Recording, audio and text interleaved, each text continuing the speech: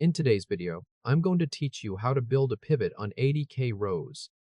When recommended pivot tables fails, open Excel from the Windows Start menu.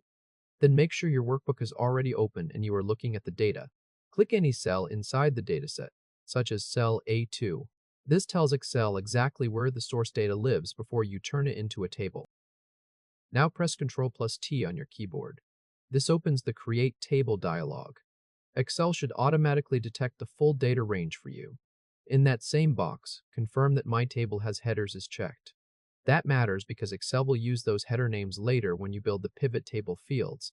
Once that looks right, click OK. You'll immediately see table formatting apply to the data, including banded rows, and the Table Design tab will appear in the ribbon. At this point, the data is no longer just a loose range.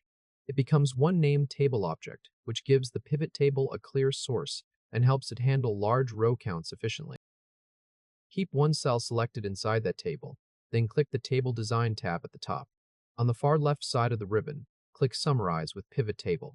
This opens the Create Pivot Table dialog using the table as the source automatically. In the dialog, leave table or range set to the table name that Excel provides. Leave New Worksheet selected as well, so the pivot table is placed on a separate sheet. Then click OK. A new worksheet opens. On the left, you'll see the empty pivot table layout. On the right, the pivot table fields pane appears, listing each column from your table. Now build the summary. In the pivot table fields pane, drag region into the rows area at the bottom.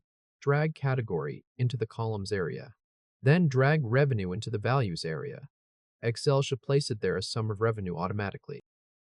Next, in the values area, click the small drop-down next to sum of revenue and choose value field settings. In that window, click number format. Select currency, then set it to 0 decimal places.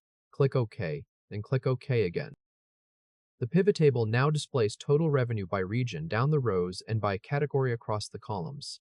You'll also see grand totals on the right and along the bottom, all built from 80,000 rows without using the recommended pivot tables option. If this helped, hit like and subscribe for more quick tutorials. On the new worksheet, you now have a complete pivot table summary with the region rows, category columns, currency formatted revenue totals, and grand total lines, all rendering quickly from the Excel table source.